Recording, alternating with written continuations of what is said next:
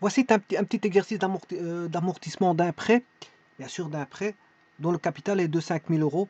Donc je vous rappelle que c'est de l'algèbre financière. Euh, voilà, remboursable. Attention qu'ici c'est par semestrialité, parce qu'on peut calculer par mensualité, par jour. Hein. Voilà, il peut être remboursable par jour, par ce qu'on veut, par jour, par mensualité, par semestrialité, par quinzaine, voilà, ça dépend les spécificités légales.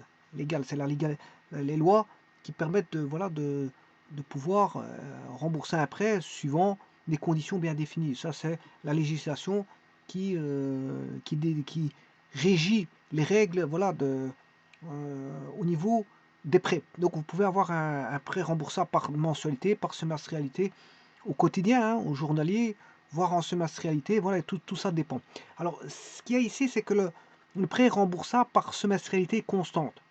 Parce que voilà, on peut avoir des semestrialités variables qui sont soit en progression, soit comment est-ce qu'on appelle ça, des amortissements dégressifs ou progressifs. Voilà, ici c'est une semestrialité constante en 5 ans au taux de 3% par semestre. Alors ici, il vous donne le taux semestriel. Donc il n'y a même pas besoin de faire de calcul pour passer du taux annuel au taux semestriel. Il n'y a pas de conversion à faire puisqu'il vous donne directement le taux semestriel. Alors, comment faire un tableau d'amortissement de ce type Tout simplement, bon, M étant la mensualité, bon, il ne s'agit pas de ça ici, donc je vais enlever la mensualité. Le A, c'est l'annuité, il ne s'agit pas de calculer en annuité, mais il s'agit tout simplement d'une semestrialité S, avec IS qui est le taux semestriel. Le taux semestriel.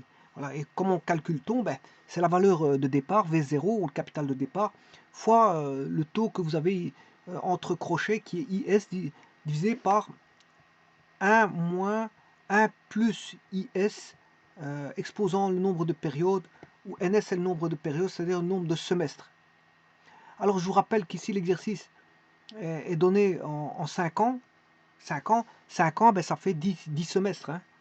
5 ans, c'est 10 semestres. Voilà. Au taux de 3% par semestre. Donc on a le taux semestriel ici, il n'y a pas de problème.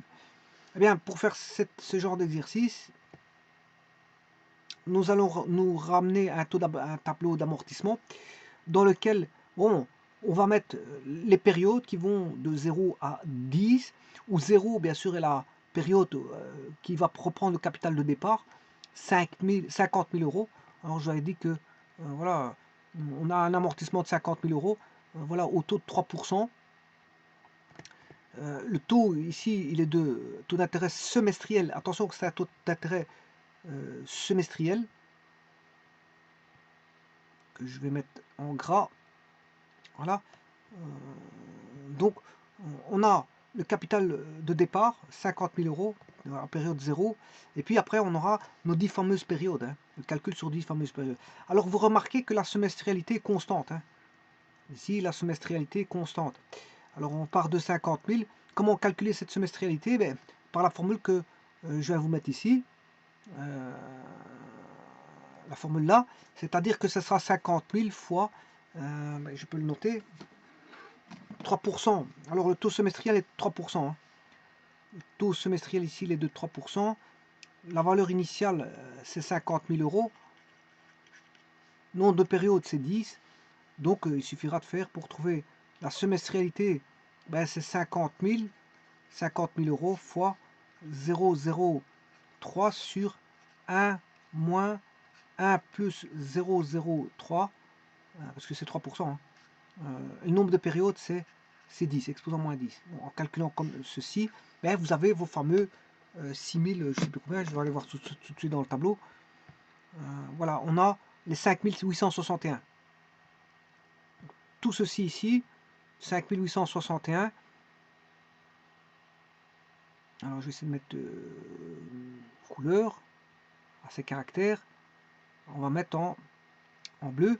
Eh bien, ça c'est le taux semestriel qui a été calculé en faisant 50 000 fois le taux que je vais vous montrer, c'est-à-dire, comme je vous ai dit, ici c'est 50 000, je reprends le 50 000 ici, voilà, c'est le capital de départ, fois le taux de 0,03 qui est 3%, bien sûr, divisé par 1 moins, entre parenthèses, 1 plus 0,03, ce qui fait 1,03.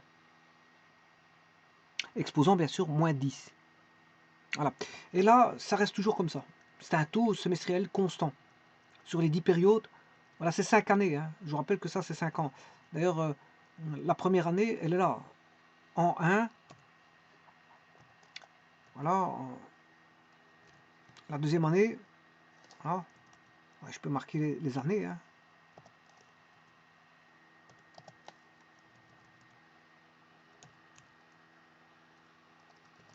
L'année 1, 2,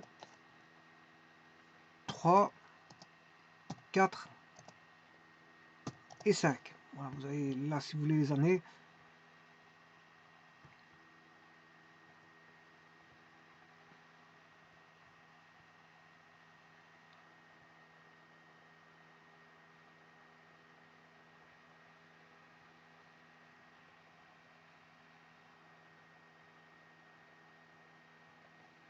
Elles sont là.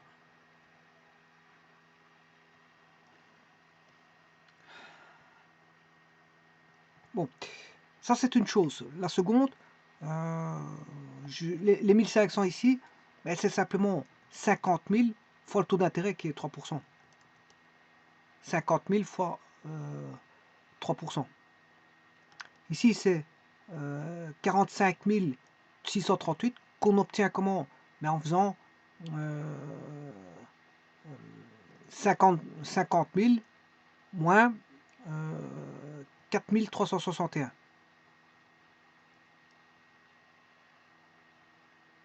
Ah.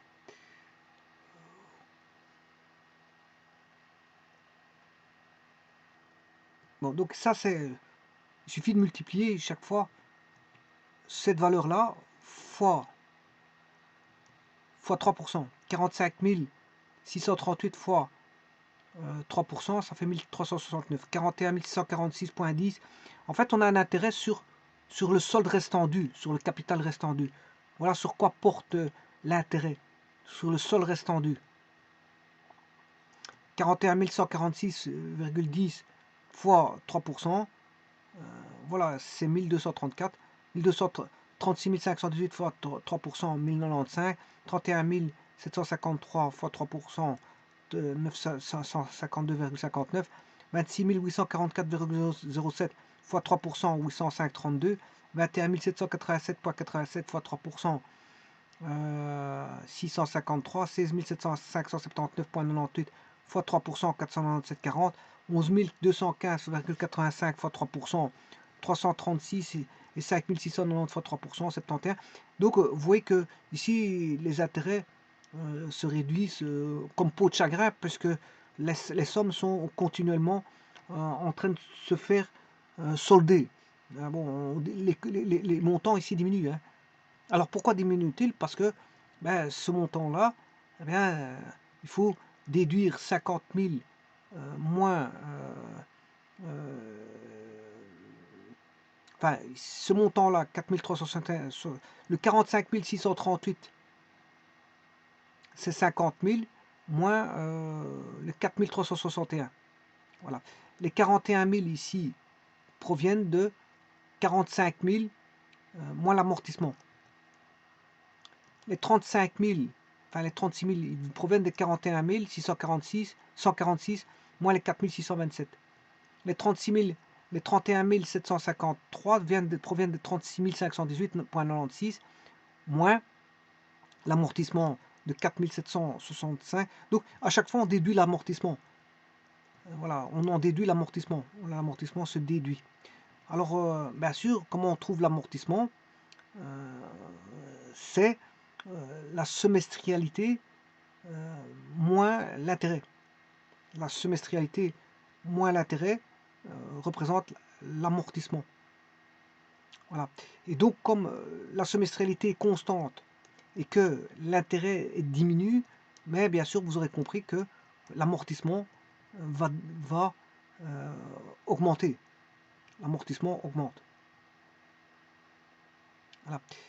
Et si l'amortissement augmente, mais on rembourse beaucoup plus, parce que 26 000 là on enlève 5000 sur 26 000. 844 moins 5000.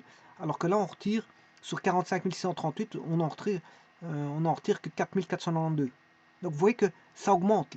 L'amortissement augmente, c'est normal parce que ici pour une même semestrialité, les intérêts diminuent. Donc l'amortissement augmente et donc voilà, l'écart se fait de plus en plus important. Il faut payer l'amortissement beaucoup plus. L'amortissement augmente. Au fur que les intérêts diminuent, l'amortissement augmente. Et donc, bien sûr, en finalité, ben, il nous reste zéro parce qu'on a tout payé au bout de 10 périodes, c'est-à-dire 10 semestrialités. Je vous remercie.